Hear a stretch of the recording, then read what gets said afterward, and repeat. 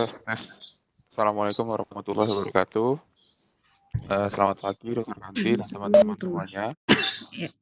Jadi untuk hari ini kami akan melaporkan untuk kasus pertama.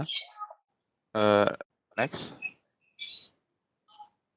Dari anamnesis ditemukan Nyonya D, 26 tahun, datang ke klinik Anda dengan keluhan serak.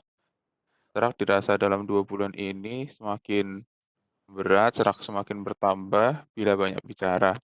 Pasien telah berobat 2 minggu dengan dokter puskesmas sebelumnya, tidak banyak perubahan, tidak dapatkan batuk, pilek, sesak, demam, maupun nyeri telan. Pasien berprofesi sebagai vokalis sebuah grup band sejak 5 tahun. Next. Jadi untuk diskusinya yang pertama, pemeriksaan fisik apakah yang saudara lakukan pada pasien tersebut? Eee yang kedua, apa diagnosis sementara dan diagnosis banding pada pasien tersebut. Yang ketiga adalah buatlah surat rujukan untuk penata laksanaan pasien ini. Next. Izin melanjutkan untuk pemeriksaan fisik dari status generalis untuk keadaan umum baik, kemudian untuk kesadarannya kompos mentis, untuk tanda vitalnya tidak ada data. Selanjutnya untuk status lokalis leher dari inspeksi untuk leher depan simetris, tidak ada kemerahan atau luka atau massa atau jaringan parut. Gambarnya Kemudian untuk ya, trakea tidak. Dek? Bagaimana, dokter? Gambarnya kan ada kan? Oh, gambarnya untuk yang laryngoscopy indirectnya, dokter. Oh, oke. Nanti setelah ini ya. Iya, dokter. Iya. Masih pada ngantuk semua, Eros kelihatannya suaranya ngantuk banget ya. Tadi memang saya baru baca WA-nya Dek Ruli jawaban yang tadi malam itu bahwa jam 6 nih jadi ya. Itu jam berapa ya? Pokoknya baru pagi ini ya. Baru pagi ini. Baru jam berapa ya tadi ya Dek Ruli ya? Iya, dokter. Ya, terus karena sempat ini juga ya, nggak nyambung WA-nya Dek Ruli. Terus, nah karena sambil menunggu jawaban dari Dek Ruli itu saya malah ketiduran sendiri, masih pakai mukena tuh ketiduran di depan TV. Jadi ini juga baru kebangun ya. Ya udah, jadi mohon maaf, jadi berapa menit tadi? 30 menit menunggu mungkin ya kalian. Oke, kalau yang lain ini gimana? Sudah terbangunkah? Atau ketiduran juga seperti saya? Udah dong. Gak apa-apa ya, pada rela ya, pada ridho ya, ini dilanjutkan. Iya, dokter. Pagi-pagi banget nih Ya, soalnya. dokter. Ya saya mikir soalnya gini, nanti mungkin jam sudah agak siang kan, pastinya kalian juga pengen ngebantu orang tua kan ya, untuk mempersiapkan buat besok ya, yang sudah ditetapkan tadi malam 1 Syawalnya besok ya. Dan tugas-tugas yang kemarin memang saya sebagai Kordik memang memberikan waktu yang lebih luang kepada para staf yang lain, dan saya sendiri memang juga kemarin kita baru 1 kasus ya Dek ya? Iya, dokter. Iya, Baru dokter. 1 kasus ya. Rencananya dari kemarin itu udah akhirnya sih bakal melanjutkan memang di hari Jumat ya, Jumat siang gitu. Ternyata ya qadarullah guru kami, guru kita semua sebenarnya, guru kalian juga, tapi mungkin belum sempat ketemu sama Dokter Wiratno ya. Jadi beliau adalah guru yang luar biasa ya. Meninggal kemarin itu, kemudian akhirnya saya harus melayat dulu gitu. Jadi mohon maaf ya merusak hari kalian ya, H-1 Lebaran, bagi yang Lebaran besok harus dirusak dengan PJJ ya. Jadi ini insya Allah PJJ terakhir. Yang sama dosen lain udah ya? Udah selesai semua ya, Dek Ruli? Sudah, dokter. Sudah ya? Semua, iya. Oke. Ya nanti kita targetkan ini mungkin insya Allah jam 8 lah ya, paling lama selesai ya. Setelah itu kalian mungkin bisa membantu orang tua memasak-masak, atau ada yang mau tidur lagi juga monggo ya. Nanti jam 8 gitu bersedia semuanya? Iya, dokter. Bisa dia. Iya, Lama dokter. loh, paling lama ya. Kalau misalnya jam 7 selesai ya wes nggak apa-apa. Paling lama jam 8. Kalau mau ditambah lagi juga boleh. Kalau ada yang mau ditanyakan lagi juga boleh.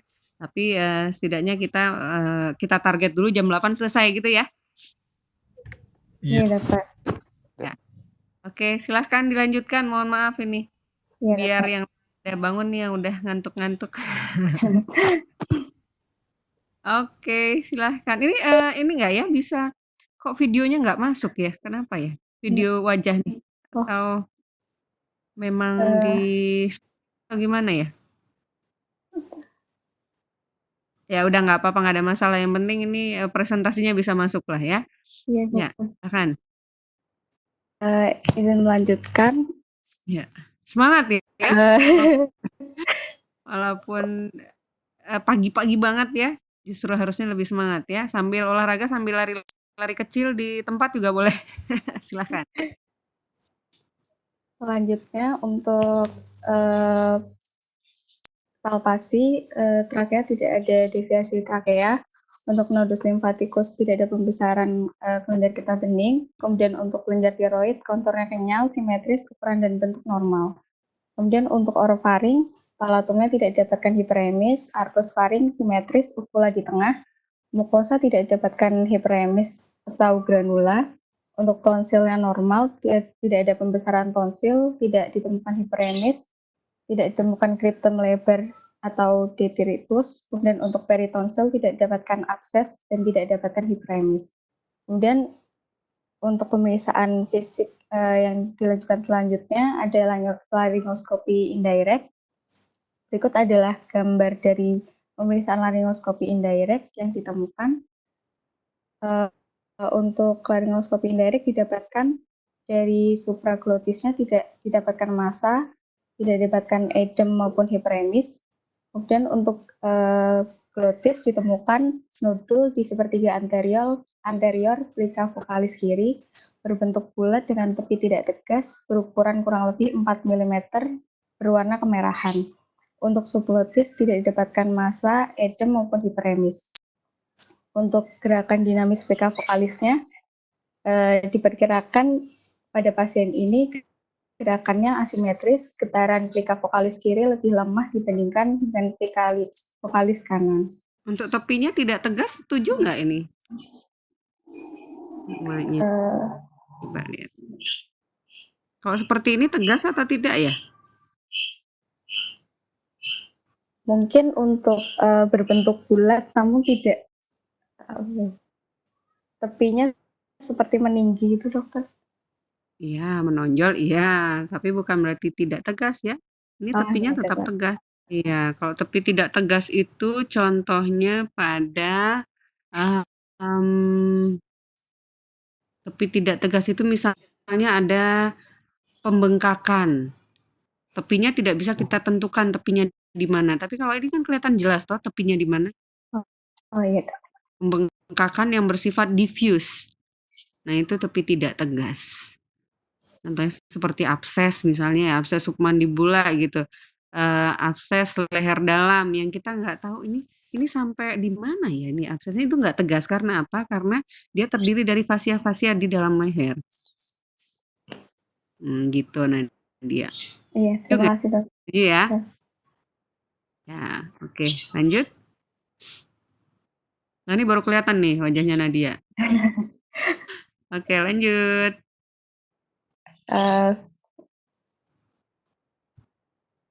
Selanjutnya, apakah terlihat untuk tulisannya, Dokter?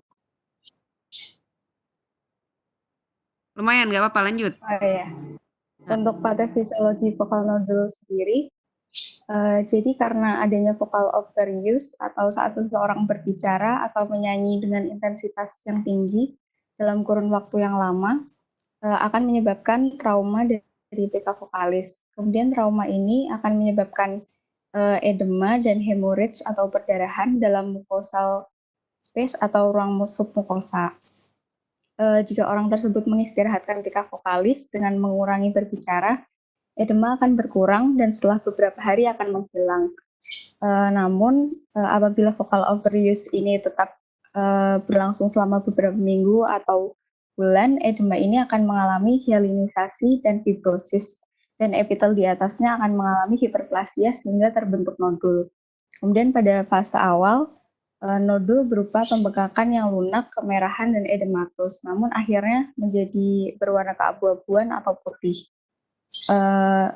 Nodul ini akan menghambat plika vokalis untuk menutup sempurna dan menyebabkan getaran dari plika vokalis menjadi irregular saat seseorang berbicara atau bernyanyi, sehingga dapat menimbulkan suara yang serak dan crack atau false, dan seseorang yang memiliki vokal nodul ini biasanya tidak dapat berbicara dengan nada yang tinggi atau keras.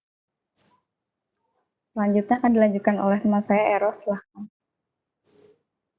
Baik, berdasarkan anamnesis dan pemeriksaan fisik yang sudah didapatkan untuk diagnosis kerjanya adalah vokal nodul, dan untuk diagnosis bandingnya adalah yang pertama ada polip plika vokalis, dan yang kedua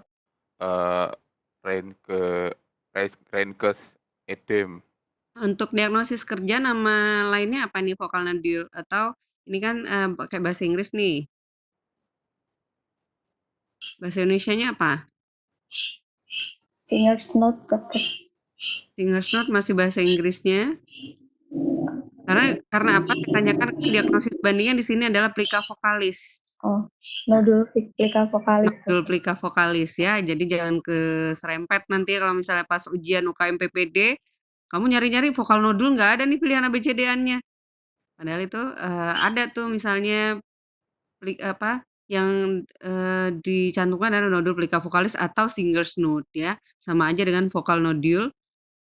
Nama-nama lainnya ya sebenarnya sudah kelihatan jelas, tapi saya hanya ingin mengingatkan kembali ya. Jadi diagnosis kerjanya kalau misalnya dalam penulisan, apalagi di PowerPoint, kalau di sini polip plika vokalis ya di sini disamakan ya. Jadi nodul plika vokalis, karena di sini diagnosis bandingnya adalah polip di situ, jadi langsung kelihatan jelas gitu ya. Oke, terus lanjut. Next.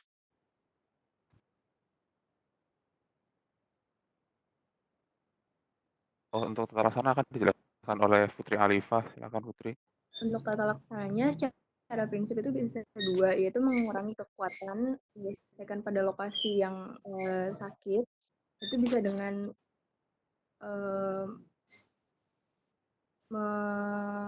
mengurangi perilaku yang bisa menghasilkan suara dengan intensitas yang tinggi secara tiba-tiba, seperti misalnya berdahak atau batuk. Jadi itu bisa menambah tekanan juga di pita suara.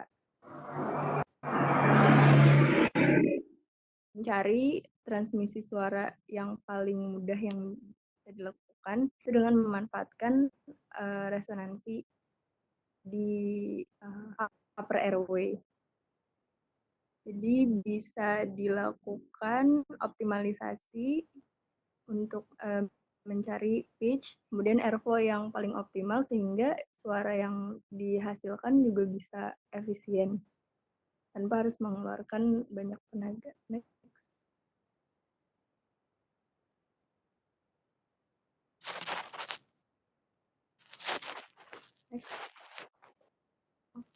Untuk pilihan tata laksananya sebagai berikut, ada bisa dengan surgery, tapi bisa juga konservatif. Kebanyakan masih dilakukannya konservatif, terutama dengan voice therapy. Bisa juga diberikan obat anti-inflammatory corticosteroid itu untuk mengurangi edem. Next. Jadi, pasien juga bisa diberikan edukasi sebagai berikut, yaitu mengistirahatkan suara sebisa mungkin. Kemudian apabila dibutuhkan mengeluarkan suara yang lebih keras, bisa menggunakan alat bantu. Juga apabila suara mudah serak atau lelah, bisa juga melakukan terapi suara dengan pembelajaran posisi dan pernafasan serta olahraga pernafasan dan suara yang dapat membantu. Next. Berikut adalah contoh surat rujukannya. Terima kasih, saya kembalikan ke Eros. Putri sehat? Iya, dokter sehat. Oke, kok jadi serak? Membacakan kata serak, ikutan serak nih si Putri. Baru bangun, dokter. Oh, baru bangun. Oke, nggak apa-apa. Ya, ada yang mau ditanyakan nggak untuk laporan kasus tentang nodul plika vokalis? Kira-kira pasiennya banyak nggak nih? Banyak nggak Nadia? Belum pernah ketemu sama pasiennya ya Nadia ya? Suaranya lupa diaktifin tuh Nadia. Maaf dokter, Sendiri jadi mungkin dia. banyak dokter. Iya, pada penyanyi-penyanyi ya sering nodul plika vokalis ya. Jadi kayak Aerosmith, siapa tuh nama vokalisnya Aerosmith? Siapa lagi? Terus pada vokalis-vokalis di Indonesia juga. Nah, itu rata-rata sudah datang ke spesialis THT, ya. Jadi bangga juga nih jadi SPTHT didatangi para vokalis. Karena apa? Karena mereka serak ya. Jadi rata-rata memeriksakan suaranya saat serak, kenapa ini ya? Dan itu mengganggu. Karena apa? Karena memang profesi mereka adalah seorang vokalis. Jadi saat suaranya terganggu, fungsi dari pelika vokalis terganggu, ini juga akan sangat mempengaruhi performance, mempengaruhi dari mata pencaharian sehari-hari gitu ya dari vokalisnya itu. Nah, dia datang karena apa? Dia ada riwayat dari vocal abuse, jadi banyak pada singer, banyak pada apalagi yang kira-kira menggunakan suara berlebih, yaitu vocal abuse. Apalagi Guru Nadia? dokter. Guru. Saya nih punya resiko tinggi ya, jadi sebelumnya suara saya nggak kayak gini ya, suara saya merdu. Nggak bercanda. Tapi yang jelas iya ada fase-fase di mana saya kadang serak gitu ya, kebanyakan ngomong gitu ya. Jadi pas lagi banyak ngajar gitu kemudian kok jadi serak ya apalagi kalau kurang fit, kurang istirahat. Nah, itu jadi gampang terjadi inflamasi yang berlebihan di sana. Kemudian apa yang dilakukan yaitu nah tadi apa Nadia? Mengistirahatkan. Harus istirahat suara. Ya. Sulit nggak kira-kira? Berapa lama di Eros mengistirahatkan suaranya? Eros kalau serak berapa lama mengistirahatkan suara atau nggak istirahat suara? Langsung minum obat atau gimana? Yang ngurangin ngomong aja dok, paling 2 hari. Ngurangi ngomong aja ya? Iya dok. Oke, jadi seharusnya betul-betul voice rest, benar-benar melakukan istirahat suara. Gimana caranya ya? Berikan pengertian pada orang lain ya. Terkadang bahkan saya menggunakan kertas untuk memberitahukan bahwa saya sedang istirahat suara. Saya sedang nggak bisa ngomong banyak gitu ya. Gitu. Jadi memang harus benar-benar disiplin untuk melakukan itu kalau lagi voice rest. Nah, kemudian bisa juga dibantu dengan obat-obatan. Obatnya diberikan berapa lama nih, Dek Nadia apa siapa lagi nih, satu lagi, Dek Putri. Dek Putri, udah bangun belum? Iya, sudah bangun, dokter. Udah belum? Ya, Dek Putri mau kasih berapa lama nih ke pasien obat? Mau ngasih obat apa? Ada nggak resepnya nih? Belum ada nih resepnya ya. Nanti dilengkapi resepnya ya. Coba nanti resep mau dikasih apa? Kasih resep nggak kira-kira nih? Pasien datang udah dok, dokter Putri, saya nggak bisa ngomong gitu kan ya. Kerjanya apa Bu? Guru dok ya. Mana besok ini lagi banyak banget nih PJJ ya. PJJ kalau nggak pakai ngomong gimana nih caranya saya PJJ kan? Nah, gimana Dek Putri kasih obat apa?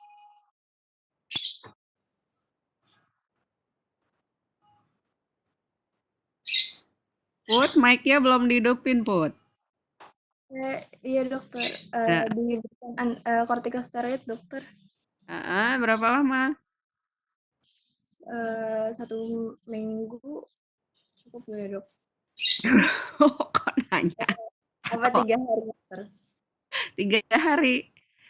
Gimana Dek Nadia? Ada nggak protapnya nih? Pemberian inflamasi pada pelika vokalis. Dek Eros? bertiga nih yang presentasi. Atau ada yang mau bantu?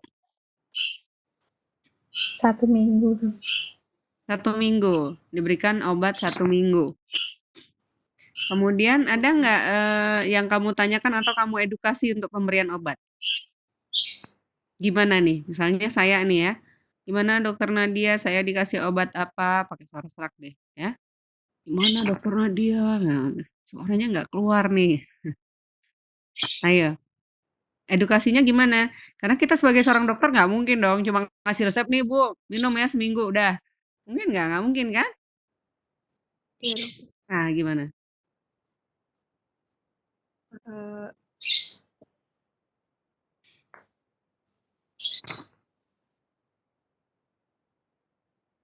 Soalnya udah membaik, obatnya bisa di Gimana ya, Ros? kalau maksudnya kalau misalkan kan juga dibantu dengan apa namanya yang tadi apa namanya untuk rest untuk istirahat suara. Mm-mm. Makan kalau misalkan suaranya udah enakan, udah enggak seberapa serak lagi ya, itu juga udah.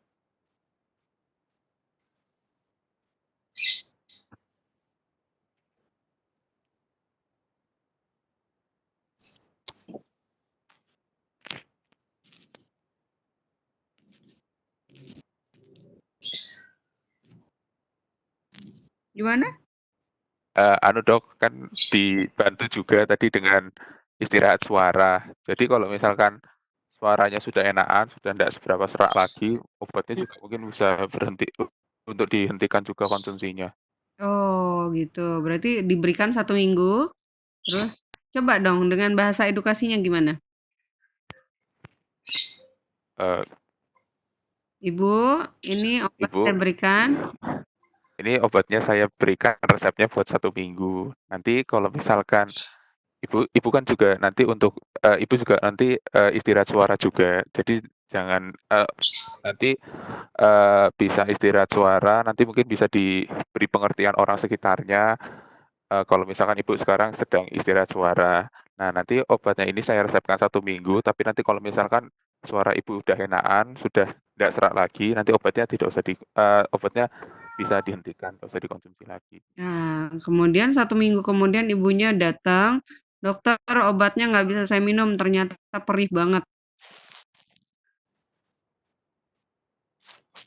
Steroid bisa bikin perut perih nggak? Oh iya Putri? bisa. Bisa, dan itu termasuk edukasi kita. Jadi edukasi kita di sini bukan hanya pemakaian obat. Pemakaian obat sampai berapa lama, udah gitu nanti datang, udah gitu aja enggak. Tapi kita harus memperkirakan juga apa sih eh, efek samping dari obat yang kita berikan. Kemudian ada nggak dia interaksinya dengan penyakit-penyakit komorbid. Contohnya apa, Nadia? DM, dokter. Terus, apalagi? Eh,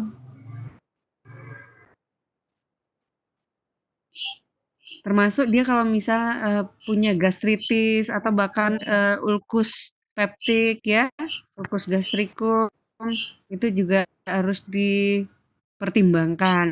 Jadi ditanyakan dulu, punya sakit mah enggak, Ibu? "Ah, punya, Dok," gitu. Sering sekali kambuh enggak? Dulu sih sering, sekarang sih enggak. Kalau minum obat obat tertentu, oh misalnya ada obat-obat apa ya, kalau misalnya saya lagi batuk pilek atau apa, itu sering diberikan obat, katanya obat antiinflamasi tapi sering perih. Dia tahu bahwa nah kalau dikasih steroid atau dikasih metil-metil itu makanya dia bilang kayak gitu. Jadi kita harus, aware, bagaimana caranya pasien ini Tuhan minum obatnya itu ya diedukasi sampai segitunya, ya. Kalau misalnya ada sakit mah, berarti saya tambahin nih, misalnya mau nambahin apa? Nambahin omeprazol atau ranitidin, cimetidin, dan lain-lain gitu ya. Jadi itu ditambahin dulu. Nanti ya sebelum minum obat yang ini, minum steroid ini, gitu ya. Minum obat atau minum obat omeprazol, kemudian makan, kemudian baru minum obat yang ini. Contohnya seperti itu. Ya, kemudian Iya, Dok. dibilang kita evaluasi selama lebih kurang 1 minggu. Tapi selama 1 minggu itu kalau memang ibu ngerasa tidak nyaman sama obat ini atau ketinggian, coba dipotek jadi setengahnya gitu ya. Jadi kita bisa memberikan pada dewasa misalnya 2 kali 8 miligram atau 1 kali single dose di pagi hari setelah makan tadi ya, 16 miligram contohnya seperti itu. Tapi kalau misalnya dia nggak kuat perutnya, bisa bagi 2 dosisnya. Kemudian nanti kita evaluasi 1 minggu, bagaimana keluhannya. Kalau ada perbaikan, namun belum ada perbaikan sempurna, bisa kita lanjutkan, kita evaluasi selama 2 pekan, selama 2 minggu ya. Tapi kalau misalnya selama 2 pekan, sudah 2 minggu totalnya, kemudian tidak ada perbaikan sama sekali, ada baiknya untuk kita rujuk untuk penilaian lanjut atau pemeriksaan lanjut dan penata laksanaan lanjut ya, yaitu dengan dilakukan pemeriksaan apa? Deros? Laringoskop tuh. Laringoskopi. Laringoskopi yang mana? Indirect, direct, laringoskopi fleksibel atau yang mana? Tadi udah disebutkan ya penata laksanaan, pemeriksaan penunjangnya. Iya, Dok. Ya, apa? Yang direct, Dok. Laringoskopi direct. Laringoskopi direct sebenarnya laringoskopi fleksibel itu juga laringoskopi direct. Pemeriksaan di Karyadi gitu sudah ada, tapi di Reseni kebetulan belum ada ya. Di Rumah Sakit Dr. Karyadi itu bisa dilakukan pemeriksaan namanya laringoskopi fleksibel yang hasilnya tadi di atas. Coba tadi hasilnya Nadia bisa di slideshow. Slideshow ya. Ya, coba diklik tuh slideshow. Ya, ini terus terang adalah soal salah satu contoh soal OSCE di bagian THT. Makanya kan pertanyaannya adalah kalau misalnya kalian sudah menyebutkan pemeriksaan apa, kemudian nanti akan ditampilkan. Ini sebenarnya bukan hasil laringoskopi indirect ya. Nggak mungkin laringoskopi indirect bisa moto kayak gini ya, keren banget ya. Laringoskopi indirect hanya menggunakan kaca laring ya. Jadi ini adalah hasil dari laringoskopi fleksibel atau laringoskopi direct. Jadi cuma di sini kita berikan sebagai gambaran bahwa dari laringoskopi indirect yang kalian lakukan, kalian bisa melihat ini. Walaupun nggak mungkin kalian bisa melihat sejelas ini dengan melakukan laringoskopi indirect saja, gitu ya. Paham ya? Maksud saya di sini adalah ya. Nah, jadi kalau misalnya kalian melakukan laringoskopi indirect, nanti kalian akan melihat yang paling kalian bisa lihat adalah ini yang di depan nih. Apa nih? Oh, saya nggak bisa ini ya. Kursor saya nggak kelihatan. Nah, ini yang paling di depan. Nah, ini apa nih? Nah, betul. Epiglotis. Epiglotis. Nanti yang ketemu duluan adalah epiglotis nih, kelihatan dari kaca laring. Karena kaca laring letaknya di berseberangan dengan epiglotis atau di epiglotisnya? Kan berseberangan ya, harusnya agak di atas kan ya dengan laringoskopi indirect. Bisa ngebayangin ya posisi kaca laring saat melakukan laringoskopi indirect, kan sudah melihat pemeriksaan fisik ya. Pemeriksaan fisiknya adalah dengan menggunakan kaca laring, kemudian kaca laring kan bentuknya paham ya, 70 derajat ke bawah, kemudian akan kelihatan epiglotis duluan. Kemudian agak di arah sudutnya, bagaimana caranya supaya kaca laringnya itu akan memperlihatkan pantulan dari, nah ini, plika vokalis, dan lain-lain, aritonoid, dan lain-lain ini, ya. Barulah kelihatan yang namanya plika vokalis, ya. Dan ini prosedurnya tidak gampang kalau kalian tidak mencoba sebenarnya. Ya, nanti semoga kalian mendapatkan waktu untuk ke klinik, tapi pandemi ini kelihatannya memang belum berakhir dengan cepat, jadi silahkan dibayangkan, betul-betul dibayangkan ya, dan banyak melihat video-video lain tentang laringoskopi fleksibel atau disebut juga dengan fiber optic laringoskopi. Itu banyak sekali di YouTube ya. Jadi nanti lihat prosesnya sehingga kalian bisa membayangkan bagaimana sih 3 dimensinya dari laring ini sendiri saat pemeriksaan ya. Nah, ini bisa kebayang nggak yang di tengah ini yang betul sentral ini apa sih yang putih-putih ini adalah kartilago trachea. Bisa kelihatan ya? Tapi bukan itu yang kita nilai di sini ya. Nah, kita lihat lagi ke plika vokalis. Jadi sebenarnya banyak hal yang bisa kita periksa dengan laryngoskopi fleksibel ya, bukan laryngoskopi indirect. Laryngoskopi indirect ini hanyalah gambaran. Sekali lagi ini hanyalah gambaran yang gambaran sesungguhnya adalah ini pemeriksaan sesungguhnya adalah ini laryngoskopi fleksibel. Jadi didapatkan dari pemeriksaan yang canggih ya. Pemeriksaan yang tidak sesederhana laryngoskopi indirect. Oke, nah ini. Ya. Jadi tadi kembali lagi ke edukasi, ya, melakukan edukasi tadi ya. Nah, kira-kira kalau sudah terbentuk nodul ya, jadi nodul itu tingkatannya lebih tinggi hanya dari sekedar hanya iritasi biasa, hanya inflamasi biasa ya, tapi sudah tinggi lagi, lebih tinggi lagi UKK-nya ya. Dan terjadi nodul. Apakah nodul itu cukup dengan istirahat bicara saja? Jadi kalau misalnya memang nodul itu masih sangat baru atau masih kecil gitu ya, kemudian diistirahatkan dan diberikan obat steroid tadi, diberikan antiinflamasi. Kalau memang dia membaik, oke. Tapi saat ternyata tidak ada perbaikan selama lebih kurang tadi ya, kita evaluasi berapa lama? Daerah? 2 minggu dong. Minggu ya.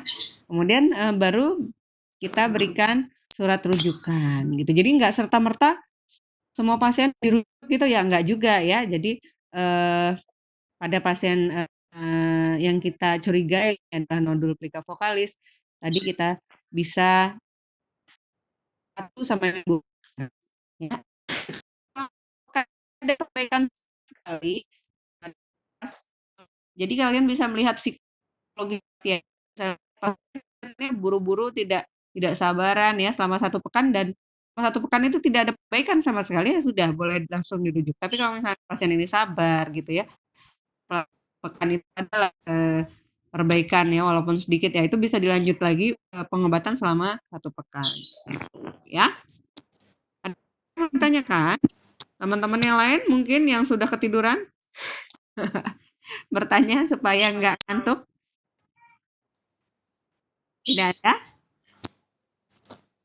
Paham semua, tapi tetap latihan bikin resep ya. Ya, dokter. Iya. Ya, jadi walaupun cuma simpel ya resepnya, tetap dilatih. Tangannya itu harus dilatih bikin resep. Karena nanti kalau misalnya UKM-PPD, ada OSCE-nya tetap ya. Kita nggak ngerti OSCE ataukah short answer. Short answer. Bahasa Inggrisnya belepotan. Short answer itu maksudnya, bedanya dengan OSCE. Kalau OSCE itu langsung face to face, tapi kalau short answer bisa jadi soal kasus ya kayak gini lah ya, skenario seperti ini, kemudian nanti kalian akan menjawab dengan jawaban singkat namun tetap terarah gitu. Ya. Oke. Selanjutnya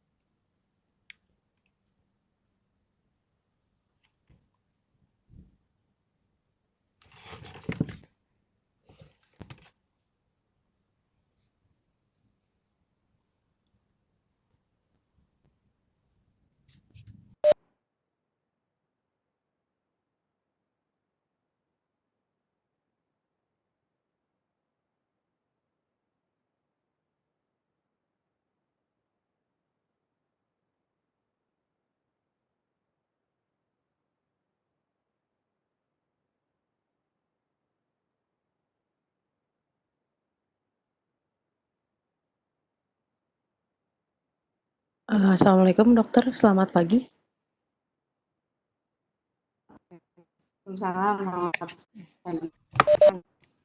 Jadi di sini kami akan presentasikan hasil dari kasus 2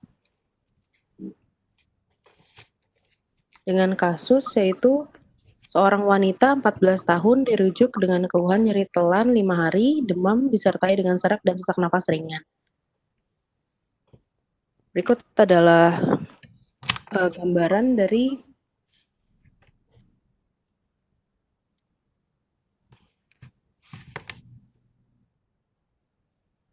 Anda. Ya, selamat pagi dokter dan teman-teman. Tadi kasusnya sudah dibacakan oleh Ayu Dewi, yaitu seorang perempuan 14 tahun dengan gambaran seperti tadi ya digambar tadi kita sudah melihat. Kemudian kita masuk ke penegakan diagnosis. Yang pertama adalah dengan anamnesis, yaitu menanyakan mengenai perjalanan penyakit sekarang. Misalnya kita bisa menanyakan ke pasien seperti pertanyaan berikut, seperti sejak kapan nyeri telah dirasakan, kemudian apakah nyeri telan terjadi terus menerus, apakah nyeri semakin bertambah berat, apakah nyeri semakin mengganggu aktivitas, apakah sebelumnya sudah pernah diobati sebelum dirujuk. Kemudian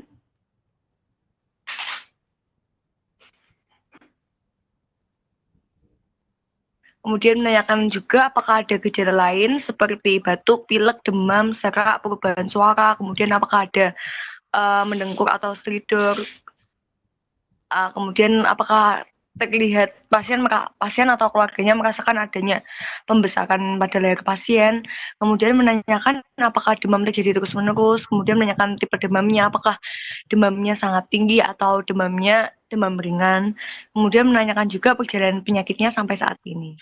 Selanjutnya, nah kemudian menanyakan juga riwayat penyakit dahulu, apakah pasien sudah pernah mengalami sakit seperti ini sebelumnya. Kemudian menanyakan juga riwayat dari penyakit keluarga, yaitu apakah ada riwayat penyakit serupa atau penyakit menular lainnya dalam keluarga. Selanjutnya menanyakan juga riwayat sosial ekonomi, yaitu apakah ada riwayat kontak dengan karier atau penderita difteri, baik melalui droplet, muntahan, atau debu. Kemudian menanyakan riwayat imunisasi pasien, yaitu termasuk imunisasi booster. Kemudian menanyakan juga pada usia berapa pasien diimunisasi. Kemudian menanyakan juga tempat tinggal pasien, apakah tempat tinggal padat penduduk. Kemudian menanyakan juga apakah tempat tinggal pasien jauh dari fasilitas kesehatan, yang mungkin kalau pasien tersebut ternyata memang tempat tinggalnya jauh dari fasilitas kesehatan, mungkin salah satu faktor yang menyebabkan pasien jadi susah untuk mendapatkan imunisasi. Kemudian juga menanyakan pendidikan terakhir dari orang tua, yang berkaitan juga dengan imunisasi atau stigma dari terkadang ada orang tua juga yang merasa anaknya tidak butuh untuk imunisasi, seperti itu. Selanjutnya,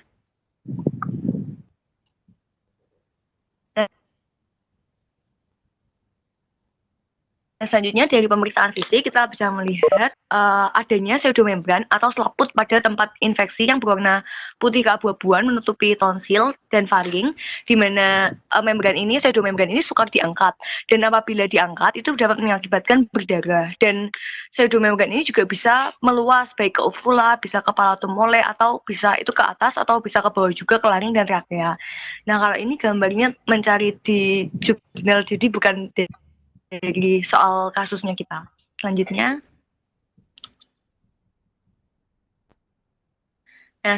juga kita memeriksa apakah ada limfadenitis cervical dan submandibular, yaitu atau sering disebut dengan bullneck. Jadi bisa dilihat, nah ini juga gambarnya dari kasus dari jurnal, bisa dilihat seperti ini gambaran bullnecknya. Selanjutnya, kita juga nilai pasien apakah terjadi gagal nafas, kemudian bisa juga terjadi paralisis palatum mole, kemudian terjadi a slightly sweet breath smell. Nah, ini ada juga sebuah jurnal yang mengatakan kalau pada penderita difteri ini bahkan bau nafasnya saja pada jarak tertentu dokternya itu sudah bisa mencium seperti manis-manis seperti itu. Kemudian pada difteri laring, nah itu nafas dapat berbunyi, kemudian bisa terjadi stridor, bisa juga suara yang parau atau serak, dan juga terjadi batuk kering. Nah, selanjutnya bila terjadi perluasan semakin meluas, itu bisa juga timbul gejala seperti obstruksi dan juga toksemia. Selanjutnya, nah ini adalah kriteria Jackson, yaitu kriteria untuk menilai sesak nafas yang dialami pasien gitu ya. Di derajat pertama itu pasiennya masih tenang, terjadi dyspnea ringan, kemudian ada stridor inspirator, ada inspirator, dan stridor retraksi suprasternal. Kemudian kalau yang derajat 2 itu pasiennya sudah mulai gelisah, dyspnea bertambah hebat, dan stridornya juga masih hebat, dan retraksinya bertambah jadi suprasternal dan epigastrium. Kemudian untuk yang derajat 3 itu pasien menjadi semakin gelisah, kemudian si dyspnea dan stridornya makin hebat, dan retraksinya ditambah retraksi interkostal dan adanya cyanosis. Sedangkan untuk derajat 4 itu pasien sudah letargis, sudah kesadarannya menurun, pernafasannya melemah, dan juga cyanosisnya semakin bertambah. Selanjutnya untuk pemeriksaan penunjang itu bisa didapatkan dari apusan faring, yaitu di swab di daerah perubahan warna, kemudian daerah ulkus atau daerah kripta tonsilnya. Nah, untuk diagnosis pastinya itu bisa menggunakan bisa didapatkan isolasi dari Corynebacterium diphtheri dengan pembiakan pada media Loeffler atau telurit agar. Dan apabila bakterinya sudah berhasil dikultur, kemudian dilanjutkan dengan uji toksigenisitas menggunakan tes ELEC, dan ini untuk menilai apakah bakterinya itu mengeluarkan toksin atau tidak. Selanjutnya, nah ini adalah contoh dari pengecatan gram Corynebacterium sp dengan spesimen sputum. Selanjutnya masih adakah? Nah, diagnosisnya adalah tonsillofaringolaringitis difteri. Nah, kenapa sampai konsil-faring dan juga laring? Karena didapatkan adanya suara serak pada pasien. Nah, kemudian diketahui juga kalau sebenarnya penegakannya itu untuk mendapatkan isolasinya dan juga untuk menegakkan bakterinya dapat Corynebacterium diphtheri itu butuh waktu kurang lebih 1 minggu. Jadi sebenarnya untuk menegakkan diagnosis dan pemberian obat-obatan itu bisa didapatkan dari klinis pasien terlebih dahulu. Seperti itu. Selanjutnya, ini juga pada pasien kegawat daruratan itu bisa kita nilai terlebih dahulu primary survey-nya, yaitu kita nilai untuk airway, breathing, circulation, dan juga disability-nya. Kita nilai terlebih dahulu untuk kelancaran airway pasien, yaitu jalan nafas, apakah pasien ada obstruksi jalan nafas, apakah ada suara stridor. Nah, apabila sudah didapatkan adanya Jackson 3, yaitu retraksinya sampai interkostal, itu bisa dilakukan tracheostomy. Kemudian untuk breathing-nya kita nilai dari frekuensi napas, dari saturasi oksigen. Apabila sudah kurang dari 90% bisa diberikan oksigenasi, atau bila ada work of breathing. Kemudian untuk sirkulasi bisa periksa nadi, tekanan darah, dari warna kulit pasien mungkin didapatkan cyanosis. Dan kemudian untuk disability-nya bisa dinilai untuk status neurologis pasien. Selanjutnya, ya, terima kasih, saya serahkan kepada Sin. Ya, untuk tata laksana dari difteri ini, jadi untuk yang pertama tujuan pengobatannya sebenarnya untuk menginaktivasi toksin yang belum terikat seutuhnya, lalu juga untuk mengeliminasi dari bakteri Corynebacterium diphtheri untuk mencegah penularan, dan juga untuk mencegah dan mengusahakan agar penyulitnya terjadi secara minimal, dan untuk mengobati infeksi penyerta. Next. Nah, tata laksananya itu diberikan dengan antitoksin difteri atau ADS atau anti difteri serum, di mana ADS ini bertujuan untuk menetralkan toksin difteri yang berada di dalam sirkulasi, lalu juga dengan pemberian antitoksin ini diharapkan dapat menurunkan angka dari kematian difteri. Next. Jadi sebelum diberikan anti difteri serum, biasanya kita melakukan uji sensitivitas terlebih dahulu, di mana dilakukan dengan cara dilakukan uji kulit dengan cara karena pemberian ADS ini dapat terjadi reaksi anafilaktik, sehingga harus segera disediakan larutan adrenalin 1:1000 dalam semprit. Nah, uji kulitnya ini dilakukan dengan penyuntikan 0,1 ml ADS dalam larutan garam fisiologis 1:1000 secara intrakutan. Dikatakan hasil positif bila dalam 20 menit terjadi indurasi lebih dari 10 mm. Kalau misalnya uji kulitnya ini positif, maka ADS ini diberikan secara desensitasi, dan kalau misalnya ujinya negatif, ADS ini harus diberikan sekaligus secara intravena. Next. Jadi ADS ini merupakan suatu hiperimun serum dan juga ini merupakan antitoksin yang hanya menetralisir toksin yang berada dalam sirkulasi sebelum terikat dengan jaringan. Kenapa harus pemberian segera? Karena pemberian yang terlambat ADS ini dapat meningkatkan resiko terjadinya miokarditis ataupun neuritis. Nah, dosis dari pemberian antitoksin difteri ini tergantung dari lokasi infeksi, derajat toksisitas, dan lamanya penyakitnya. Next.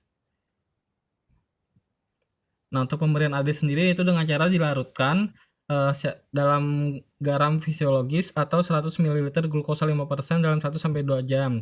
Diberikan secara intravena. Lalu dilakukan pengamatan terhadap efek samping obat, dilakukan selama pemberian antitoksin dan selama 2 jam berikutnya.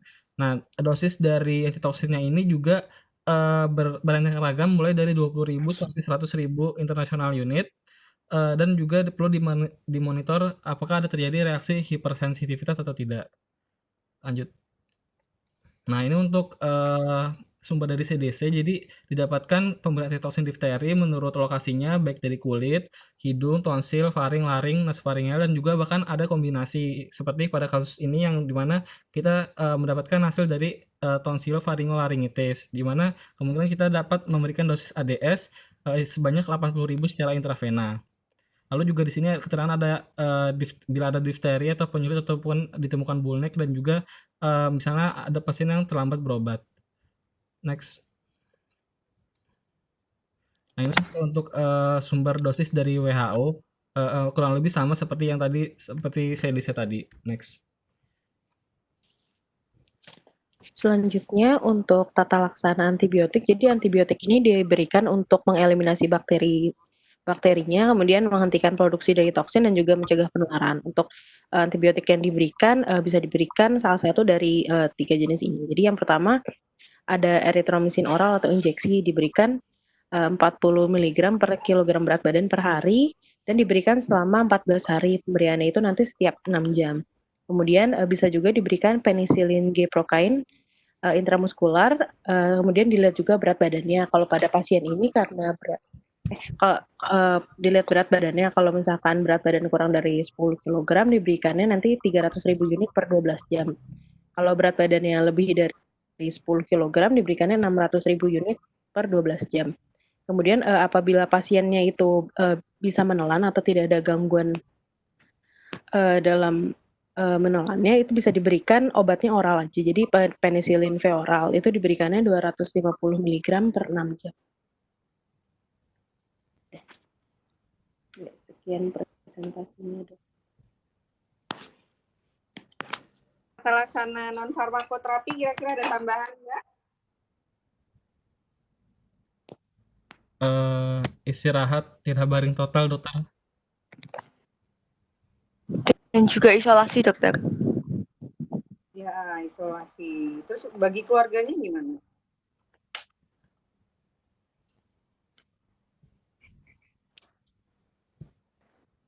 Gimana, Glenn? Iya, dokter. Gimana, Yolanda? Keluarganya diapain? Diberikan edukasi, dokter. Oh, iya, dan profilaksis. Profilaksis, ya. Betul. Dan kita juga harus cek bagaimana status vaksinasinya ya. Apakah sudah lengkap atau belum untuk keluarganya juga. Kalau memang mungkin belum hati untuk keluarga di itu ya dari sisi protokolnya untuk melengkapi vaksinasi bagi keluarga yang belum lengkap vaksinasinya. Mungkin untuk kalau dianya sendiri kita isolasi untuk dia dan keluarganya juga di rumah. Kemungkinan besar ya memang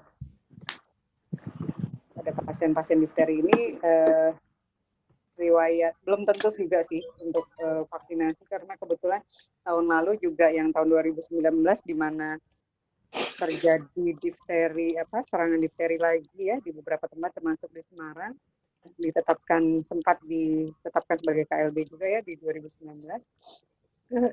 Setelah dicari riwayat vaksinasinya memang ada yang sudah, ada yang belum. Jadi yang sudah vaksinasi pun juga ada yang positif difteri, namun itu salah satu usaha ya untuk melengkapi vaksinasinya. Kemudian untuk Jackson tadi, kriteria Jackson, kapan dilakukan tracheostomi pada pasien difteri?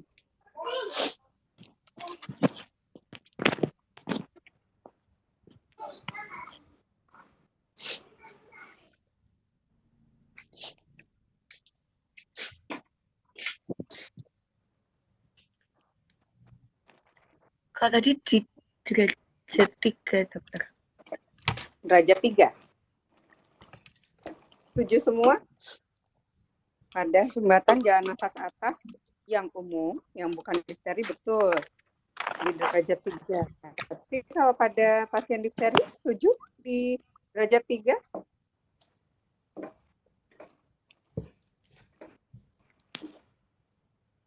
Setuju semua? Izin dokter. Untuk kasus difteri mungkin bisa dilakukan pada Jackson kriteria 1. Nah, 1-2 ya. Jadi maju. Kriteria 1-2. Ada yang dilakukan di grade 2, namun ternyata juga sudah terlambat. Tapi memang kalau dilihat lagi, riwayatnya dia sudah terjadi miokarditis. Gitu ya. Jadi miokarditis difteri. Jadi ternyata bukan karena sumbatan jalan nafas atasnya, tapi karena miokarditisnya sesaknya. Jadi di grade 1 pun tidak selamat pasiennya karena secara medis dia sudah kena miokarditis. Gitu ya. Pada pasien ini tadi diagnosisnya apa? Tonsillofaringolaryngitis difteri, dokter. Tonsillofaringolaryngitis difteri. Jadi jangan ragu kalau misalnya ada tanda-tanda laringitisnya, ada tanda-tanda seraknya, berarti sudah mengenai organ laring, spika vokalis ya, dimasukkan diagnosisnya gitu ya. Jadi yang kemarin-kemarin tertinggal adalah diagnosis lengkapnya yang seperti tadi. Ini sudah bagus ya. Ada yang mau ditanyakan teman-teman yang lain? Tidak ada? Ya, jadi dosisnya disesuaikan yang mana berarti nih, Ruli? Yang dosis kombinasi, dokter, 80.000 international unit. Ini sudah ke dosis kombinasi ya. Ya. Oke. Lanjut.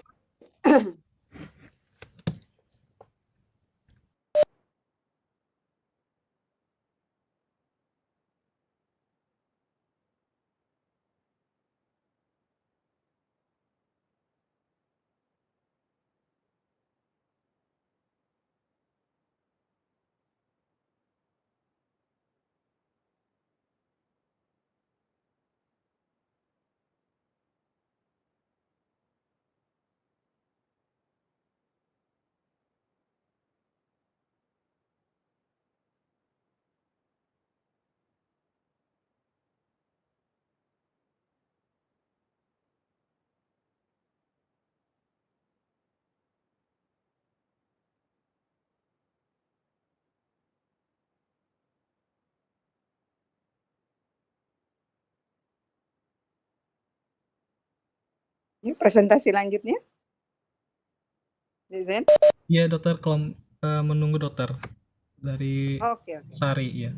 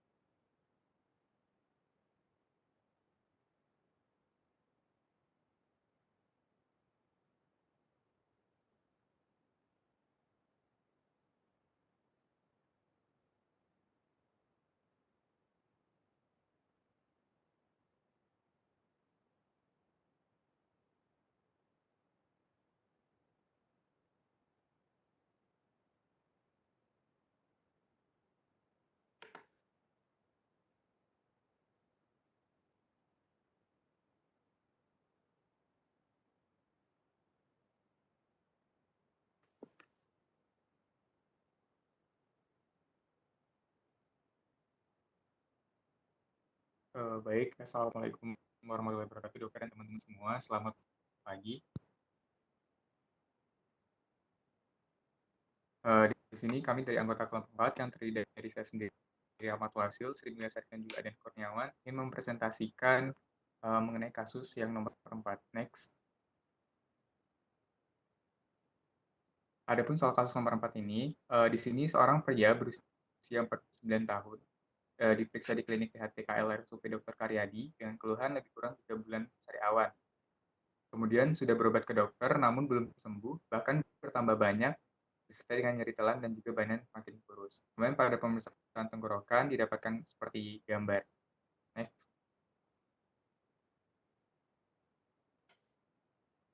Next. Baik, terima kasih. Izin melanjutkan. Yang pertama yang kita bahas adalah informasi apa saja yang untuk melengkapi anamnesis tersebut. Pertama kita bisa yang jelas identitas pasien ya, seperti nama, jenis kelamin, usia, alamat, dan pekerjaan. Untuk selanjutnya kita bisa mencari perjalanan penyakit seperti onset penyakit. Bisa kita tanyakan pula sejak kapan penyakit tersebut diderita. Selanjutnya ada kualitas. Keluhan sariawan tersebut sangat mengganggu aktivitas, ada kuantitas, terus dapat kita tanyakan berapakah jumlah sariawannya. Selanjutnya ada faktor memperberat, hal apa yang dapat memperberat rasa sakitnya, sedangkan untuk faktor yang memperingan, hal apa yang dapat memperingan rasa sakitnya. Selanjutnya juga ada gejala penyerta, adakah gejala lain yang dirasakan seperti demam, diare, penurunan berat badan, batuk, penyakit kulit, ataupun pembengkakan di sekitar leher, dan serta kronologisnya. Next. Yap. Selanjutnya dari riwayat penyakit dahulu. Ini kita bisa tanyakan apakah pasien dahulu pernah mengalami keluhan yang serupa atau punya penyakit lainnya seperti diabetes, tuberkulosis, keganasan ataupun penggunaan obat kemoterapi, atau ada memiliki riwayat autoimun maupun mengonsumsi obat imunosupresan. Selanjutnya dari riwayat penyakit keluarga. Dapat kita tanyakan juga apakah keluarga memiliki atau mengalami keluhan yang serupa atau keluarga juga mengalami diabetes maupun tuberkulosis. Selanjutnya ada riwayat sosial ekonomi. Dapat kita tanyakan juga apakah pasien dulu menggunakan jarum tindik atau melakukan pertatoan. Terus apakah pasien melakukan hubungan seksual tidak aman, apakah pasien mengkonsumsi obat-obatan berbahaya melalui jarum suntik, ataukah pasien pernah melakukan transfusi darah, maupun apakah ada kontak dengan pasien yang memiliki gejala yang sama. Next. Selanjutnya, tentukan diagnosisnya. Di sini kita dari hasil musyawarah didapatkan diagnosis kerjanya kandidiasis orofangial et causa HIV stage 3. Pertama, curiga kandidiasis orofangial et causa HIV stage 3 didapatkan badan semakin kurus dari kasus, kemungkinan terdapat penurunan berat badan. Selanjutnya, penderita mengeluhkan sariawan yang tak kunjung sembuh dan bertambah banyak. Nantinya keluhan sariawan sudah kurang lebih 3 bulan dan terdapat nyeri telan. Sedangkan untuk diagnosa penderita HIV dewasa dapat ditegakkan pertama dengan tes HIV. Apabila positif, terus didapatkan setidaknya 2 gejala mayor dan 1 gejala minor. Next. Selanjutnya, apa saja kriteria mayor dan minor untuk HIV/AIDS pada dewasa? Nah, ini untuk tabel sebelah kiri, untuk kriteria mayor yaitu penurunan berat badan lebih atau sama dengan 10% tanpa sebab, diare lebih dari 1 bulan, demam lebih dari 1 bulan juga. Sedangkan untuk kriteria minor pada dewasa yaitu pertama batuk kering lebih dari 1 bulan, urtikaria seluruh tubuh, herpes zoster yang tidak sembuh, kandidiasis orofangial maupun limfadenopati coli. Next. Berikut stadium klinis HIV, ada stadium 1, 2, 3, dan 4. Kita juga mengarahkan ke stadium 3, yaitu beberapa kriteria itu dari penurunan berat badan maupun dari kandidiasis yang mulutnya menetap. Next.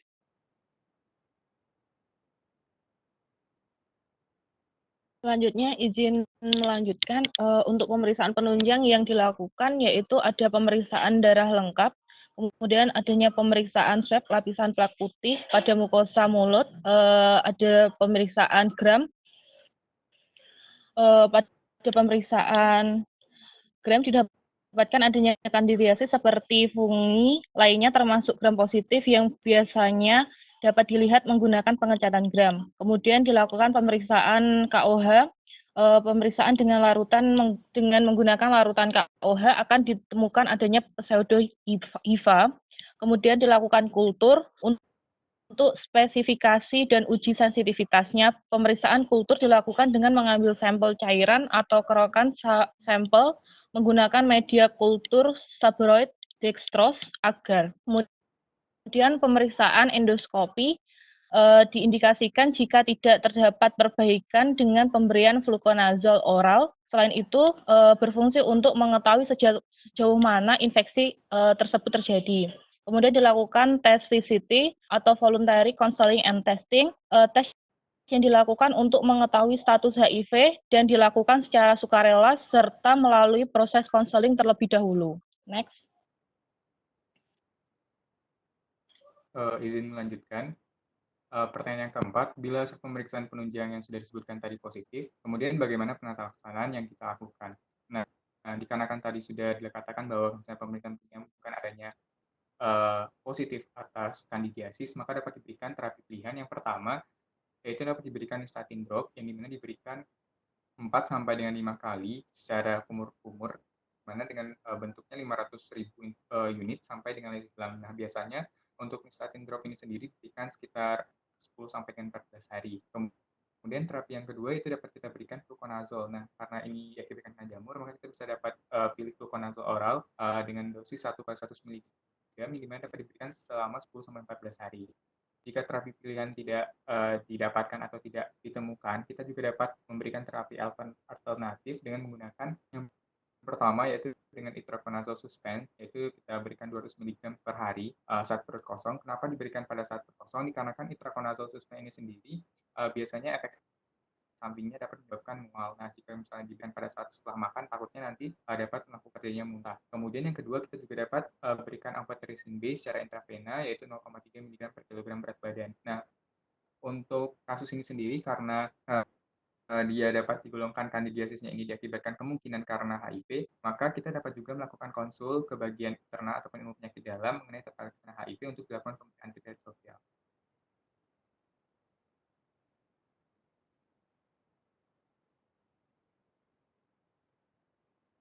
Terima kasih.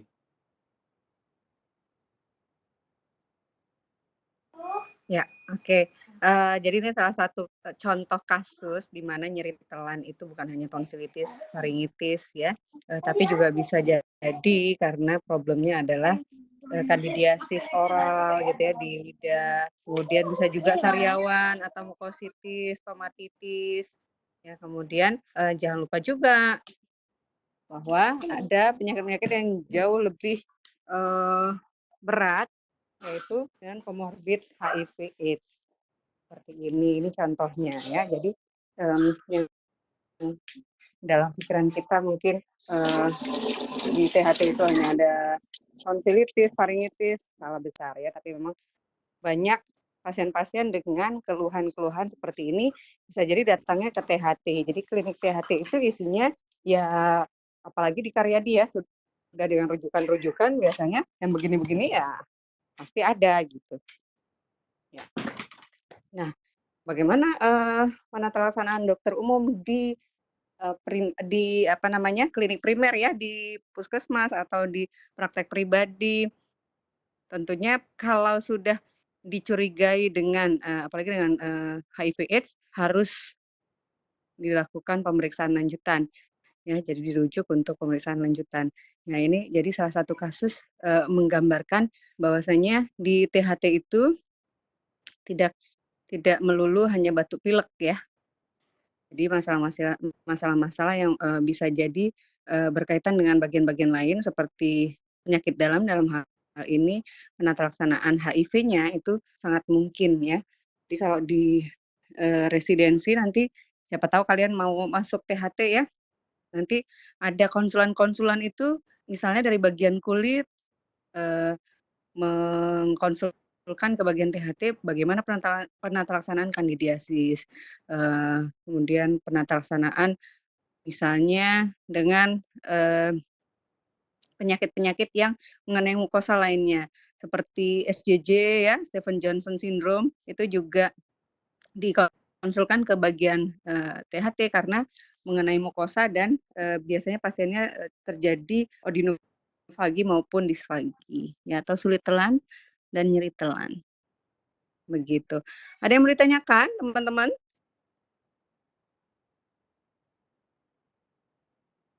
Tidak ada? Belum ada, dokter. Belum ada, oke. Silahkan dilanjut, tinggal 1 kasus ya. Iya dokter, satu lagi. Oke, lanjut. Ya.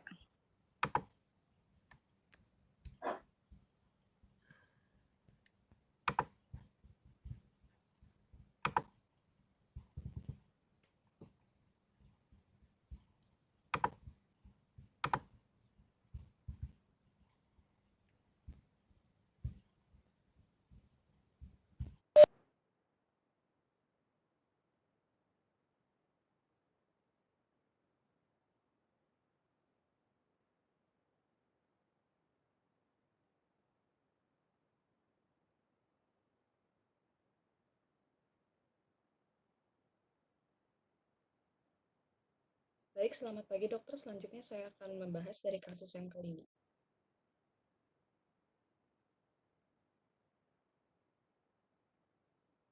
Slide selanjutnya, tolong.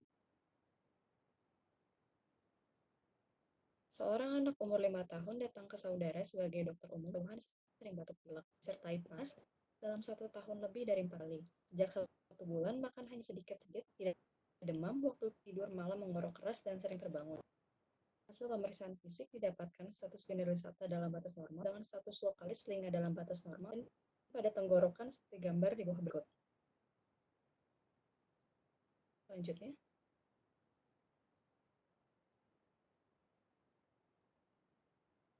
Dari hasil anamnesis, dari perjalanan penyakit sekarang ditanyakan juga rasa kering tenggorokan sebagai gejala awal. Lalu apakah juga adanya nyeri pada tenggorokan? Lalu untuk onset perlu ditanyakan sudah sejak berapa lama batuk, pilek, dan demam. Lalu untuk kualitas dan kuantitasnya perlu juga ditanyakan suhu demamnya berapa apabila pasien mengukur pada saat demam. Lalu ditanyakan demamnya seperti apa, ngembang, naik turun, atau tinggi terus-menerus. Lalu apakah dapatkan juga ada batuk berdahak atau tidak. Lalu warna ingusnya pun seperti apa. Untuk faktor memperingan perlu ditanyakan apakah sudah konsumsi obat, dan jenis obat apakah yang diminum. Lalu apakah sudah berobat dan berobat kembali. Untuk faktor yang memperberat, tanyakan nyeri pada tenggorokan terutama saat menelan. Rasa nyeri semakin lama semakin bertambah sehingga anak menjadi tidak mau makan atau tidak. Lalu keluhan penyertanya seperti sakit kepala, badan lesu, dan nafsu makan berkurang. Lalu suara pasien apakah terdengar seperti orang yang mulutnya penuh terisi makanan. Lalu apakah terdapat mulut berbau atau ludah menumpuk. Juga apakah pasien mengeluh adanya penghalang atau mengganjal tenggorok atau tenggorok terasa kering. Juga apakah demam yang dapat sangat tinggi hingga menimbulkan kejang atau tidak. Lalu dari kronologisnya didapatkan bahwa pasien sering mengalami batuk, pilek, disertai panas sejak lebih dari 1 tahun. Namun dalam 1 bulan ini, pasien makan sedikit, tidak demam dan mengorok keras saat tidur malam hari dan sering terbangun. Lalu dari riwayat penyakit dahulunya juga perlu ditanyakan apakah anak memiliki riwayat radang tenggorokan atau tidak. Slide selanjutnya.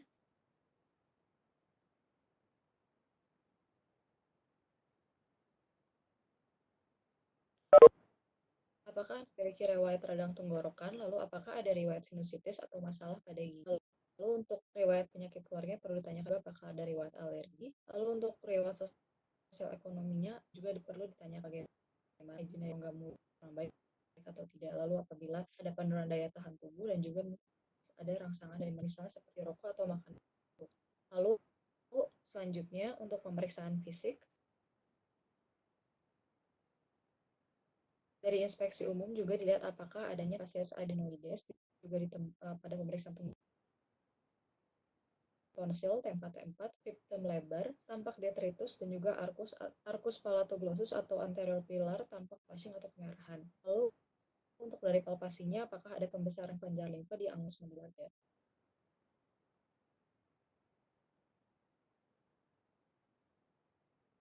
Lalu untuk penilaian dari ukuran tonsil itu apabila T0, tonsil sudah diangkat. Lalu untuk T1 itu kurang dari 25% volume tonsil dibandingkan dengan volume orofaring atau batas medial tonsil melewati pilar anterior sampai 1/4 jarak pilar anterior uvula. Lalu untuk T2 yaitu 25-50% volume tonsil dibandingkan dengan volume orofaring atau batas medial tonsil melewati 1/4 jarak pilar anterior uvula sampai 1/2 jarak pilar anterior uvula. Lalu apabila untuk tonsil T3 itu 50-75% volume tonsil dibandingkan dengan volume orofaring atau batas medial tonsil melewati setengah jarak pilar anterior uvula sampai 3/4 jarak pilar anterior uvula. Lalu untuk tonsil T4 itu lebih dari 75% volume tonsil dibandingkan dengan volume orofaring atau batas medial tonsil melewati 3/4 jarak pilar anterior uvula sampai uvula atau lebih. Selanjutnya Untuk selanjutnya yaitu pemeriksaan penunjang. Untuk sebagian besar kasus tidak memerlukan pemeriksaan penunjang, namun apabila dicurigai adanya pembesaran adenoid, dapat dilakukan foto polos nasofaring lateral atau foto run rasio adenoid nasofaring. Kemudian bila perlu dapat dilakukan kultur resistensi dari suaf tenggorok. Kemudian jika setelah dilakukan operasi dapat dilakukan pemeriksaan histopatologi jaringan tonsil bila dicurigai adanya keganasan. Next. Kemudian diagnosisnya yaitu tonsilitis kronik dicurigai adanya adenoid hipertrofi. Nah, diagnosis ini ditegakkan berdasarkan anamnesis, pemeriksaan fisik, dan untuk diagnosis definitif digunakan dengan pemeriksaan penunjang. Pada anamnesis didapatkan keluhan batuk pilek disertai demam berulang lebih dari 4 kali dalam setahun. Kemudian dicurigai adenoid hipertrofi karena adanya tidur mengorok. Kemudian pada pemeriksaan fisik didapatkan pembesaran tonsil, kemudian permukaan kripta tonsil melebar, kemudian adanya detritus pada kripta. Next. Kemudian pada diagnosis banding, didiagnosis banding dengan tonsilitis kronik yang disebabkan oleh sebab lain seperti TB, kemudian sifilis atau actinomycosis. Kemudian adanya pembesaran tonsil karena kelainan darah atau keganasan, misalnya leukemia atau limfoma.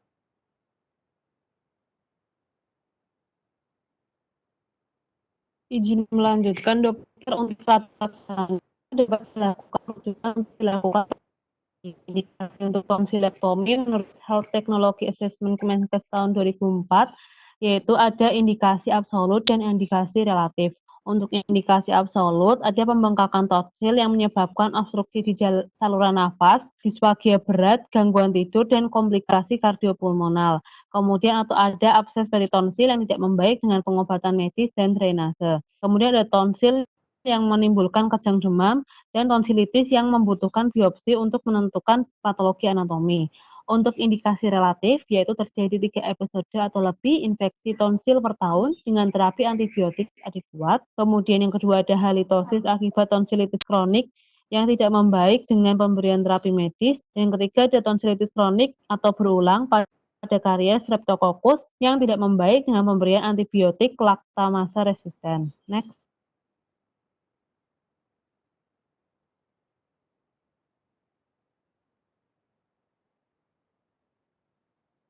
Zen ketiduran.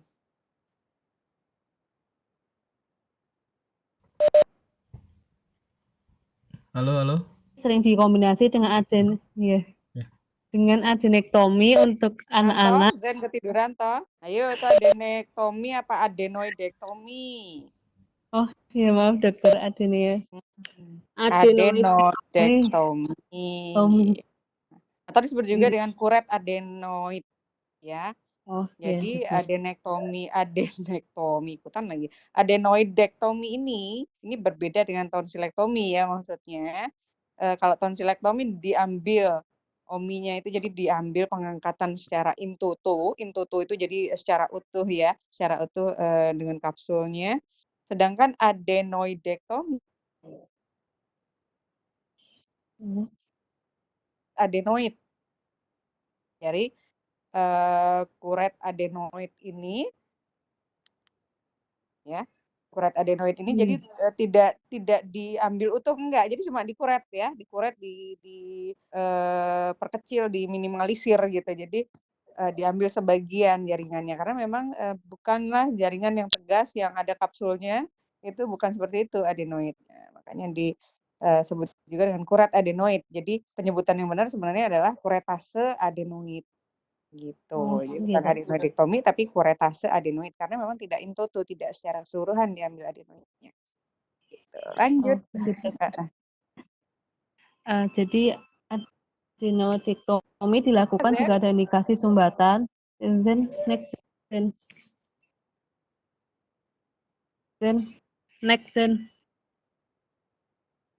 Zen, apakah kamu sudah bangun? Ketiduran lagi, Zen? Nge-lag dokter laptopnya. Oh, yang tidur laptopnya.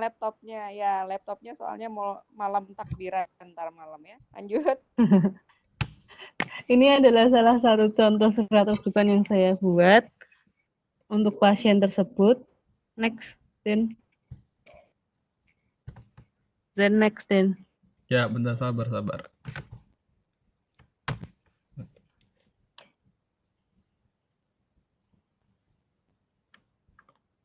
Untuk pengobatan medikamentosanya bisa dilakukan untuk pengobatan simptomatik. Jadi di sini digunakan Huvagrip 60 ml sirup sehari 3 kali, 1 kali minum 2 sendok teh setelah makan. Kenapa diberikan Huvagrip? Karena di situ terdapat paracetamol dan bisa untuk mengobati punya batuk pileknya.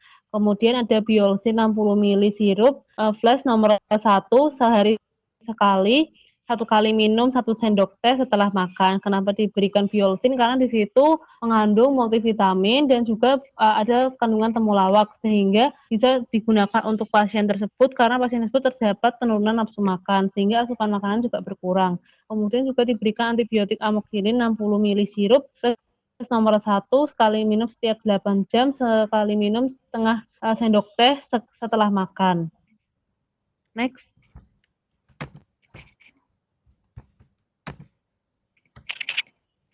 Untuk edukasinya bisa memberitahu kepada keluarga pasien untuk bahwa pasien ini akan dirujuk ke Rumah Sakit Dr. Karyadi segera karena ada indikasi untuk dilakukan operasi pengangkatan tonsil. Kemudian tetap menjaga daya tahan tubuh anak dengan mengkonsumsi makanan bergizi dan olahraga yang teratur. Kemudian selalu menjaga kebersihan mulut dengan cara bisa berkumur dengan air hangat yang diberikan garam.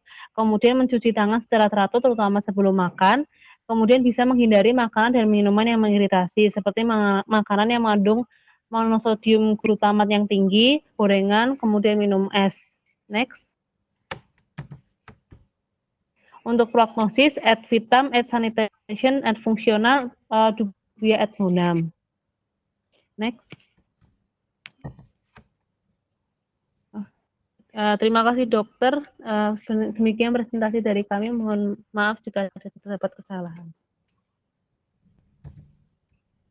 Oke, jadi diagnosis pada pasien ini menurut kelompoknya Agnes ada 2 ya? Iya dokter. Apa aja tadi? Tonsilitis kronik dan curiga adenoid hipertrofi. Curiga adenoid hipertrofi, oke. Ada nggak pemeriksaan fisik untuk adenoid hipertrofi ini?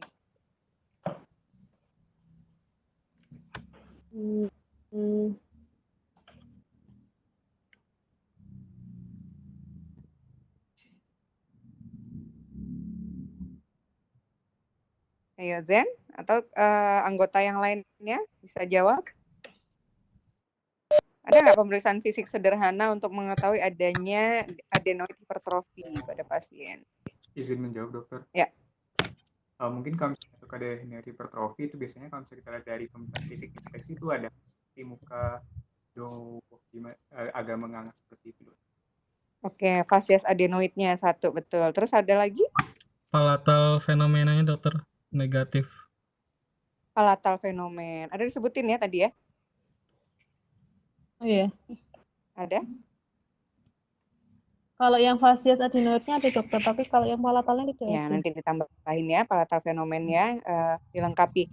Kemudian ada lagi pemeriksaan apa? Kalau laringoskopi indirect pakai kaca laring itu kan ngadepnya ke bawah ya, karena mau melihat laring. Nah, ini kaca laring kalau dinaikin ke atas namanya apa? Dihadapkan ke atas untuk melihat rongga nasofaring.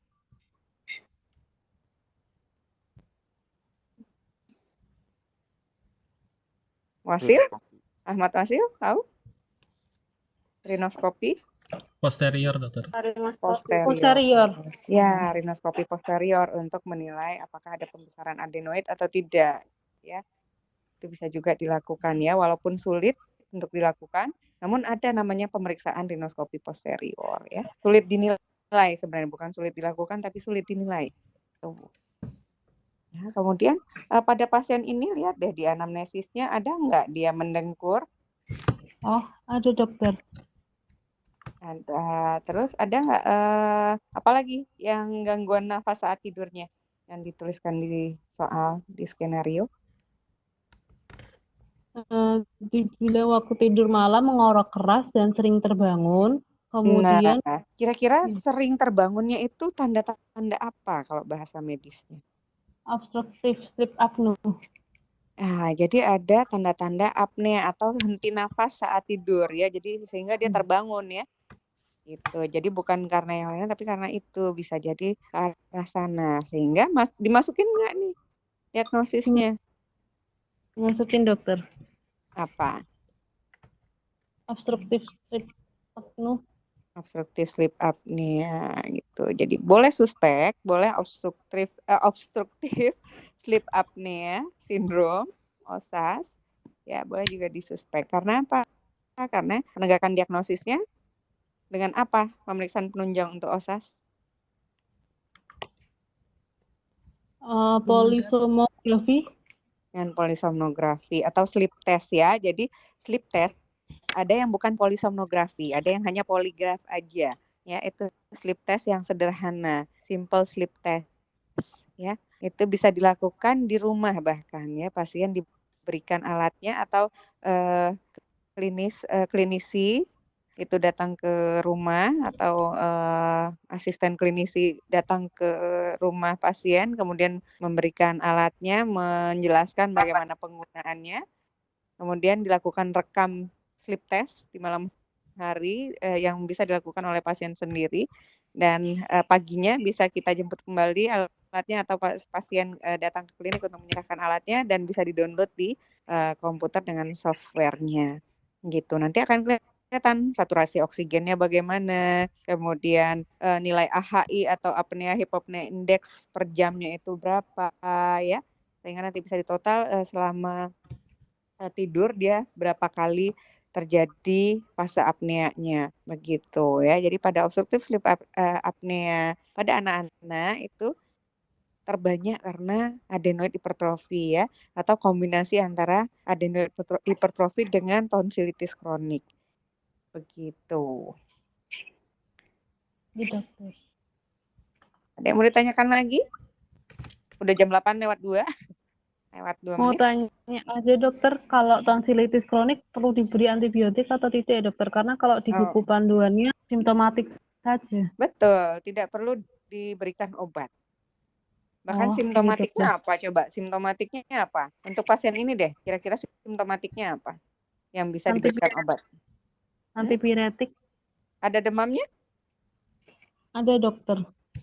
Oh, ada demam mana? Panas. Di anamnesis ada? Ada demam? Batuk, pilek disertai panas dalam 1 tahun lebih dari itu. Oh, tapi dalam 1 tahun maksudnya itu berulang rekurensi. Pada saat pasien datang ada nggak? Kan dia hanya sering batuk pilek disertai panas.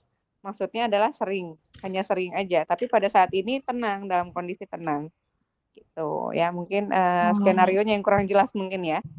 Tapi kalau ngelihat dari pemeriksaan fisiknya, lihat dari gambarnya, Gimana? Apakah ada tanda-tanda inflamasi akut? Tidak ada kan ya? Nah, itu. Tidak. Ya, jadi pada pasien ini kemungkinan besar ya, jadi zaman sekarang ini pasien itu datang kadang emang udah tahu, dok ini anak saya amandel, sering banget gitu ya, datang udah, dok anak saya amandel gitu. Bahkan ada yang langsung, dok anak saya mau operasi nih lagi libur kan, kebetulan nih dia ada amandelnya, jadi udahlah diprogramin aja operasi gitu, langsung mutusin sendiri gitu. Ya pokoknya datang udah operasi gitu ya. Jadi pasiennya udah pada pinter-pinter. Jadi pada skenario ini memang menunjukkan bahwa pasien itu datang kemungkinan memang bukan dalam kondisi akut yang harus segera dilakukan operasi atau dalam kondisi yang harus segera diberikan pengobatan ya, tapi karena memang dia punya riwayat tadi ya mengorok atau terbangun saat tidur. Kemudian pasien itu sendiri atau ibunya pasien itu sendiri sudah paham bahwa ini ada gangguan di amandelnya. Begitu ya, tugas kita adalah pasien bisa jadi tidak aware bahwa ini harus dioperasi. Kemudian juga pasien bisa jadi tidak aware bahwa ini problemnya itu bukan hanya di tonsil, tapi juga ada di adenoid, hipertrofi, dan yang paling krusial adalah terjadinya apneanya itu. Karena menyebabkan hipoksia dan bisa menyebabkan pasien jadi kalau pada usia anak-anak biasanya tidak konsentrasi saat belajar ya, ngantukan gitu ya, jadi prestasinya jadi turun. Gitu ya. Lebih kronis lagi nanti akan terjadi komplikasi-komplikasi yang lain. Gitu ya. Iya, dokter. Ya, jadi pada pasien ini kira-kira butuh diberikan pengobatan atau tidak? Tidak, langsung dirujuk. Ya, pada pasien ini karena tidak ada keluhan yang simptomatis yang bermakna untuk kita berikan pengobatan dan memang diberikan pengobatan pun useless ya. Tidak akan Iya, mengubah dokter. apapun ya karena memang sudah kondisinya kronis dan tidak ada akutsitas, tidak ada serangan akutnya, tidak ada eksaserbasinya pada pasien ini.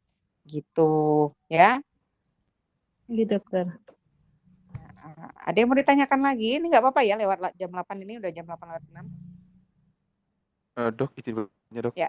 Dok, tadi kan di edukasi itu ada hindari makanan ber-MSG, terus minum es. Nah, setahu saya kan kalau Ini misalkan protes nih soalnya anak kos ya. ya kan banyak itu dok kan. Padahal itu jangan makanan minum utama es. ya, apalagi lagi kalau buka puasa kamu mesti ini ya, jangan jajan mulu ya, gorengan ya. Dok, krisis gitu susah dok. Oh, lo kamu masih di kosan? Oh, udah dok, kalau di kos. Kalau sekarang di rumah dok. Oh, udah di rumah ya. Iya dok, Wah. alhamdulillah. Masak apa, Eros? Belum masak dok, iya. Jangan. Ganti menu ya, jangan gorengan lagi ya. Iya Tuh, dok. Agnes bilang jangan pakai MSG, jangan pakai micin ya, jangan pakai Royco. kok nyebut merek ya? Iya dok. Ini rekamannya jangan dikirim ke dokter Yanuar. Terus? Nah, ya, jadi gimana? Protesnya gimana nih, Eros? Ya itu dok, kan setahu saya kalau misalkan tonsilitis kronik gitu-gitu kan karena ya infeksi berulang gitu ya dok. Nah, kira-kira MSG tinggi, gorengan, minum es ini apakah ada perannya ke infeksi ulang atau bagaimana gitu? Ya, kalau infeksi ulang kira-kira kalau misalnya terjadi inflamasi terus-menerus, kira-kira dia akan memburuk atau bagaimana, Eros? Memburuk dok maksudnya. Ya, maksudnya memburuk di sini adalah memang dia sudah terjadi kronisitas ya, sudah terjadi fibrotisasi di mana-mana di jaringan tonsilnya. Namun bila ini tetap dilanjutkan gitu ya, dikasih gorengan segala macam. Gorengan ini bukan berarti kita absolutely nggak boleh memakan gorengan, enggak. Tapi yang ditujukan di sini adalah terutama gorengan-gorengan yang di luaran yang dengan minyak-minyak yang misalnya 100 kali goreng pun masih tetap sama minyaknya ya. Jadi minyaknya kan langsung banyak gitu kan ya. Nah, kira-kira itu 3 kali goreng terus ganti nggak? Bangkrut ya tukang gorengan ya. Nggak ada yang jualan gorengan lagi nanti kalau seperti itu. Sehingga itu lebih inflamatoir gitu. Jadi lebih bersifat karsinogenik juga. jadi bisa merangsang inflamasi yang lebih berlebihan juga untuk gorengan-gorengan ini. Minum es bagaimana mekanismenya? Ini ada hubungannya dengan di mana tonsilitis kronis atau kronisitas jaringan itu berhubungan dengan reaksi alergi atau reaksi persensitivitas atau juga dengan terjadinya reaksi semacam rinitis vasomotor. Nah, gitu. Jadi ada ketidakseimbangan antara simpatis dan parasimpatis karena bukan suhu, karena apa namanya? Karena gabungan antara suhu dan kelembaban ya, sehingga nanti simpatis parasimpatisnya tidak seimbang. Sehingga terjadi di sana adanya reaksi-reaksi inflamatori yang berlebihan gitu ya. Hingga nanti bagaimana akhirnya? Jadi kronisitas itu berlanjut. Jadi istilahnya kalau kamu tangannya udah kapalan, kamu makin kerjanya apa namanya? Ini ngebayangin secara gampangnya ya. Kamu misalnya kakinya kapalan, udah gitu kemana-mana masih aja nggak pakai alas kaki. Itu kan makin kapalan ya. Paham ya di sini ya? Paham, Dok. Jadi karena adanya kontak yang berulang-ulang dengan sesuatu yang tidak baik gitu ya dan tidak dilindungi.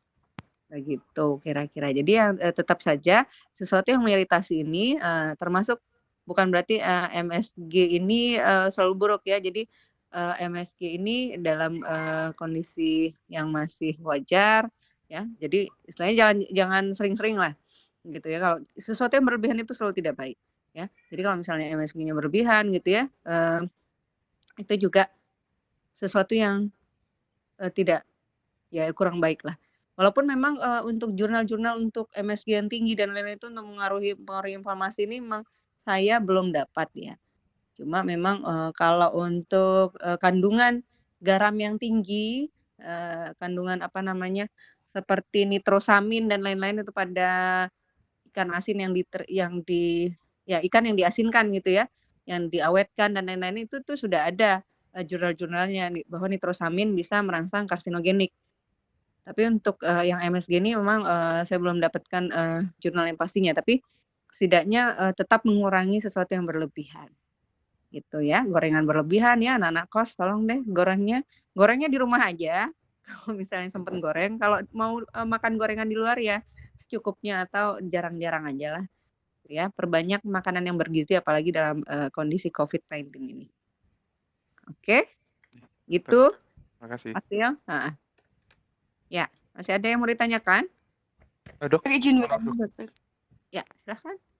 Menanggapi yang tadi dokter untuk yang garam, masalah garam itu, tapi saya pernah baca di jurnal itu katanya kalau tonsilitis kronik itu malah dianjurkan untuk kumur dengan air garam yang hangat begitu dokter. Oh itu beda garamnya. Kalau ini kan garam yang nitrosamin itu sebenarnya bukan garam asli gitu bukan ya, tetapi sesuatu yang sangat asin karena jadi diasinkan, diawetkan ya dan dia mengandung nitrosamin, sesuatu yang mengandung nitrosamin ya. Namun garam itu natrium bukan nitrosamin. Jadi itu ada bentuk dari si garam ini, tapi bukan berarti garam ini selalu buruk, enggak ya. Apalagi yang kalau kumur garam itu seperti kumur NaCl ya. Pernah baca kan ya. Jadi larutan garam yaitu natrium klorida NaCl itu kalau misalnya kita kumurkan atau sebagai untuk THT sendiri untuk sinusitis misalnya untuk alergi kita menggunakannya untuk cuci hidung bahkan ya, tapi dengan konsentrasi tertentu. Jadi yang isotonis, yang larutan fisiologis 0,9%. Kalau misalnya lebih dari itu, nah itu yang baru lebih iritatif ya. Kita sebutnya dengan hipertonis gitu. Ya, jadi bukan garam ini jelek ininya efeknya ya enggak ya. Enggak bisa juga kita hidup tanpa garam ya. Kalau makan sayur tanpa garam ya ambiar ya. Bukan ambar lagi tapi ambiar. Jadi nggak ada rasa, nggak enak. Jadi tetap pastinya ada gunanya cuma pada ikan asin, pada sesuatu yang diasinkan, diawetkan itu yang mengandung nitrosamin itu yang nggak baik. Ya, jadi sudah produk turunannya lagi gitu ya, bukan hanya NaCl, bukan hanya natrium, tapi sudah berbentuk nitrosamin. Begitu ya. Jadi beda bukan garam sesungguhnya gitu ya. Iya, dokter. Ya, itu untuk mononatrium glutamat. Nah, itu juga kan bukan hanya berbentuk natrium gitu, tapi mononatrium glutamat, monosodium glutamat gitu. Baik, terima kasih dokter. Oke. Udah? Ada yang mau ditanyakan lagi? Jadi kalau larutan fisiologis itu justru mengurangi inflamasi. Bisa mengurangi inflamasi, memperbaiki silia, dan lain-lain. Ya, sudah? Tidak ada? Ya, ini untuk PJJ hari terakhir yang untuk periode 1, nanti ada periode keduanya, hitungannya pekan 3 ke 4, tapi nggak tahu kalian untuk angkatannya, kalian angkatan keberapa ya? Kalau angkatan 67 kemarin angkatannya si Fatoni itu kan ini sudah masuk pekan ketiga keempat ya. Pekan 3 4, jadi pekan ketiga minggu depan mereka ujian. Gitu ya. Jadi nanti kalau misalnya ada yang masih belum jelas dan masih ada banyak kasus yang harus kita bahas nanti di pekan ketiga, pekan keempat insya Allah ya. Gitu dulu ya. Mohon maaf apabila banyak kekurangan dari saya khususnya atau dari staf yang lain. Bila ada masukan kita sangat menunggu masukannya ya, dan mohon maaf bila di luar jam perkoasan ya, karena ada yang jam 8 malam mungkin ya, bahkan saya juga mengambil libur kalian hari ini ya, dan itu menunjukkan kalian masih sangat semangat untuk melanjutkan PJJ, dan semoga stase-stase berikutnya bisa berjalan lancar sampai dengan selesai stase kalian. Pengen masuk rumah sakit lagi nggak ini? Atau pengen pulang kampung terus? Pengen Masuk rumah sakit. masuk ke rumah sakit. Pengen ini ya, pengen koas di rumah sakit ya? Iya. Karena ini untuk koas Unisula saya lihat ada edarannya sudah mulai masuk kelihatannya tanggal kapan ya? Tanggal 7 Juni apa ya? 15 dokter, 15 Juni. Itu untuk Unisula ya? Iya dokter. Nah untuk Undip, nah apakah kalian setuju nih kalau masuk? Sudah siap menghadapi pandemi? Bingung ya. Nah ini memang kita harus nanti kalau memang pun harus masuk sudah mulai mempersiapkan diri ya, sudah mulai mempersiapkan misalnya masker dan lain-lain. Kalau nih ya, kalau misalnya nanti kesulitan masker di rumah sakit ya, jadi sudah siap-siap untuk jajannya, THR-nya disimpan buat beli masker ya, masker rumah sakit gitu. Jadi untuk masuk ke rumah sakit kan kita menggunakan yang standar gitu ya. Setidaknya sediakan dulu lah 10 biji gitu ya. Kalau nanti nggak dapet ya. Jadi intinya mempersiapkan diri dari sekarang. Gitu. Jadi kira-kira apa sih yang harus saya persiapkan? Nah, termasuk ya nutrisi kalian di sana di rumah, jangan makan sesuatu yang bikin nutrisi turun ya. Jadi gizi seimbang dan lain-lain harus ditingkatkan dari sekarang, persiapan nanti fighting kalau udah masuk rumah sakit. Ya. Oke. Lewat 17 menit, mohon maaf ya. Yang mau rebahan silahkan. Lanjutkan rebahannya. Saya pamit dulu ya, Zen. Iya dokter, terima kasih Terima banyak. kasih. Oke. Terima kasih banyak. Assalamualaikum warahmatullahi wabarakatuh. Waalaikumsalam warahmatullahi wabarakatuh. Terima kasih dokter. Terima kasih banyak dokter. Terima kasih dok. Nah,